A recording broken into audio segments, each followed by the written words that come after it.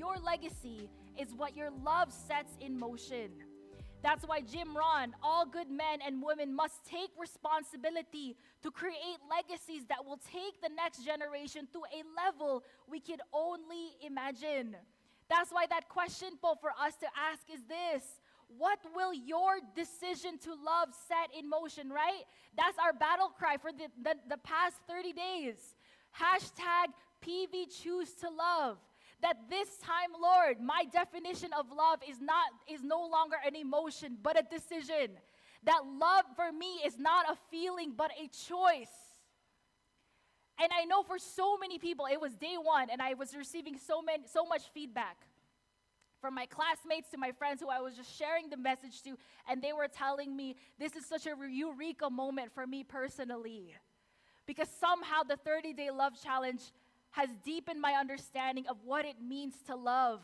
And often, Po Village, too often, we associate love with feelings and emotions, and that's part of it. But if you only associate love with emotions and the feelings, then your understanding, our understanding, is incomplete.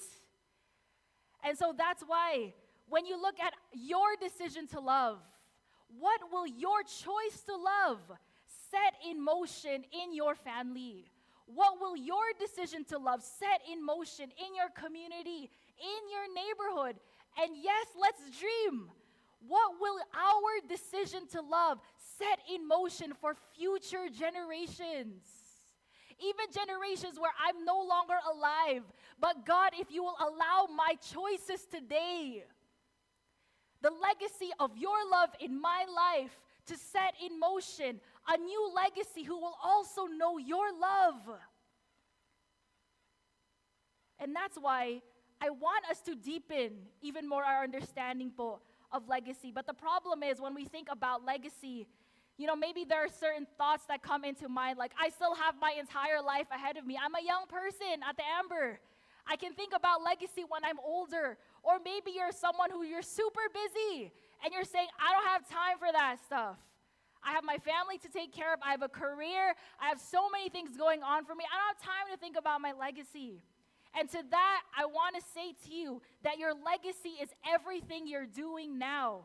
Gary Vaynerchuk, he's an entrepreneur. I like to listen to this man, and he was talking about legacy, and he said this: please think about your legacy because you are writing it every day. Think about your legacy and think about it seriously. It doesn't matter how old you are. Maybe for some of us here, you're grandparents. And for the longest time, these past few years, your mindset has been legacy mode. And maybe for some of you who are listening, you're in your college years. You're a high school student, you're a middle school student, and you're tuning out because you think legacy is only for older people. So I want us to debunk that today and to understand that your legacy is something that you're writing every single day. So let's think about it seriously. Our passage is a conclusion of Paul's description of love in 1 Corinthians chapter 13. It's a fitting way for us to end the series. Let's start with verse 8. So Paul says, love never ends. The Voice version says, love will never become obsolete.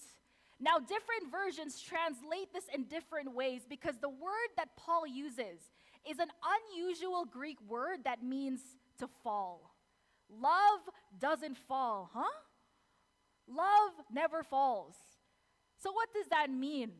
It might sound strange to us, but the point that Paul is trying to get across is that no matter what happens, love will never disappear. That's why you will see at the end, faith, hope, and love, but the greatest of these is love. Because love will never disappear. Love will never be used up. Love keeps on coming and coming. You know, the powerful thing about love is that with love, the more you use it, the more there is. With love, the more you give love away, the more you seem to love. That's how powerful love is. We've seen that these past 30 days in our 30-day love challenge. You've seen that in our Sunday gatherings. That the more you extend love, the more you seem to love. Why? Because we love. We can choose to love because God's love chose us first. It's our capacity to love, not because we're leaning on our own skills or our own competency, but on the unconditional love of God for us, for you. That's why in Song of Songs, chapter 8, verse 7, it says this: many waters cannot quench love, nor can rivers drown it. What a beautiful and powerful metaphor for what love is. Love will never disappear. Love will never become obsolete. Love just keeps on coming and coming and coming. The more that you use love, the more that you seem to have love. Now here, let's continue. But as for prophecies, they will pass away. As for tongues, they will cease.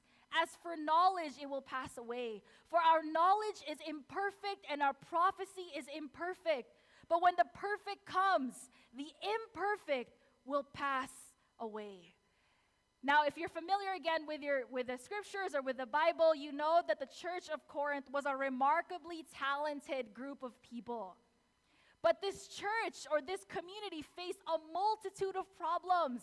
There was moral corruption. There was internal division. There was chaos and confusion. And you know, po, that oftentimes what's more dangerous to a group of people is not the external enemies.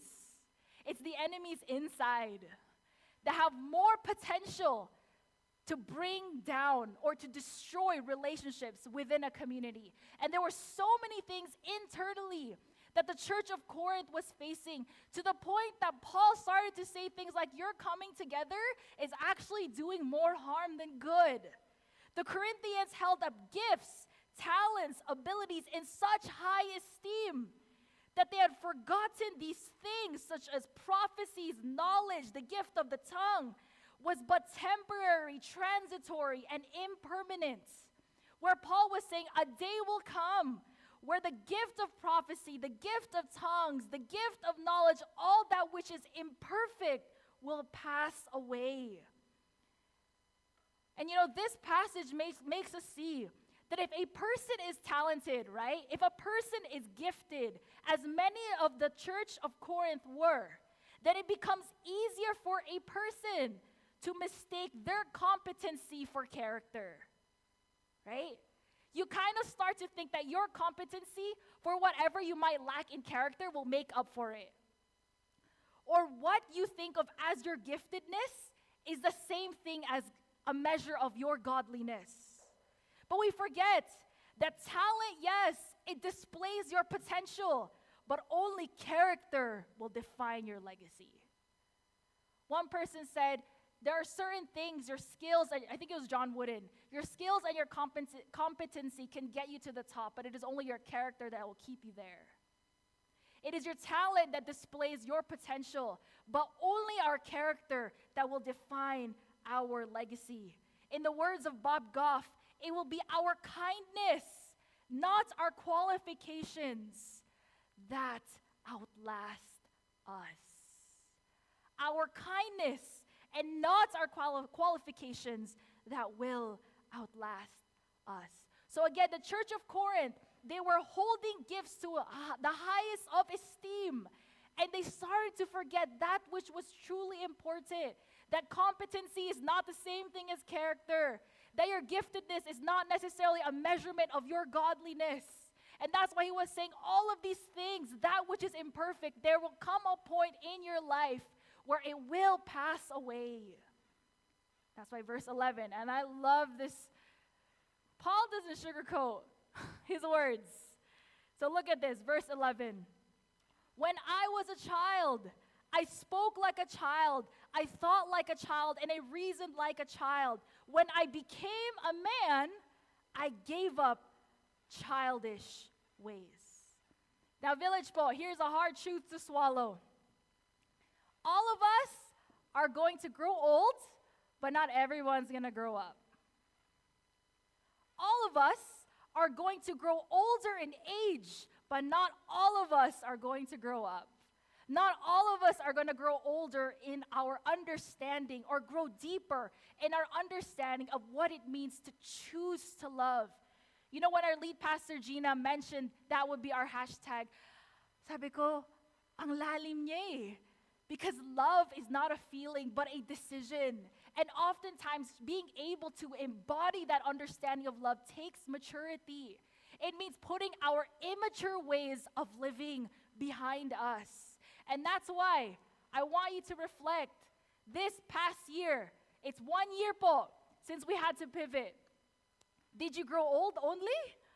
Or did you grow up? Did you just add 1 year to your chronological age?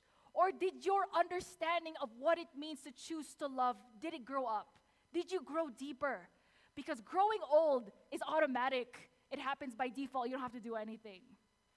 But to grow older or to grow deeper in love is a choice. And that means choosing to put our immature ways of life behind us. And that's why this is what Paul is saying.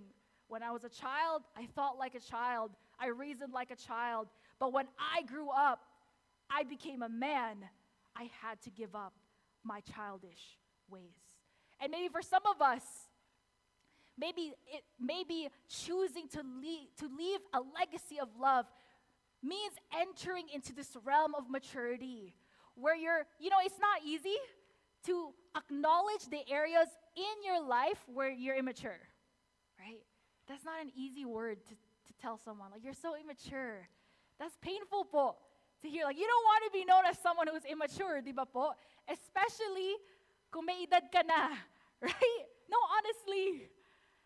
We don't just want to grow old. We want to grow up.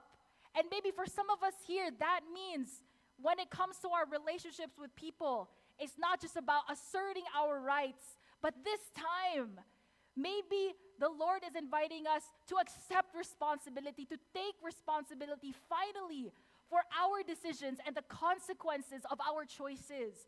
You know, when we talk about legacy, I remember po that maybe for some of us, the topic that comes to mind is generational dysfunction. So what is that? These are destructive thoughts, attitudes, choices, words, behaviors, patterns, or habits that are passed down from one generation to the next. And maybe for some of us, you're listening, you have some in your mind, right? Maybe it was the ethos of addiction. Maybe it was the ethos of abuse. Maybe there was anger that you could see. It was something that was passed down from one generation to the next. And that's why some people call these challenges generational curses or destructive hand-me-down decisions. And in some cases, we repeat these struggle-filled, painful, and destructive choices from one generation to the next. And the cycle keeps on going and going and going. And so you ask, is there a way for me to conquer the generational cycle of dysfunction in my family? Or should I just accept my family's current state as my inevitable future? Now, oftentimes our problem is this. We point to factors outside of ourselves, and so we embrace this level of victimhood that keeps us trapped in this cycle of shame and blame, shame and blame. So when does our participation in unhealthy familiar patterns stop being the results of our generational curses and start being the consequences of our own generational choices? How many of us hide behind the guise of inherited issues because we want to dodge the responsibility of having to resolve them? And maybe if there is a curse, it's the one we cast every time we deny our ability to change the trajectory of our lives. For those of us, and maybe you're familiar with this experience, you might need to hear that dysfunction is not your destiny. God never meant for dysfunction to have the final word in our legacy. Dysfunction is not your destiny. And maybe this is the time. If Paul is saying, when I was a child, I thought like a child, I reasoned like a child, I spoke like a child, I pointed out to factors outside of myself, and maybe this is the opportunity for me to decide. I will put aside, I will leave behind my immature ways of living. And maybe for some of us, you had your understanding of love, and now looking back through your journey, through the 30-day love challenge, tindi. Akala ko naintindihan ko what it means to love. But the truth is, it was immaturity. watching. If you like this video, don't forget to click the like and subscribe button. Also, in the description box below, we have discussion questions for you to share with a friend, or visit our website at pinnaclevillage.org. Catch us live every Sunday at 10 a.m. We hope to see you there.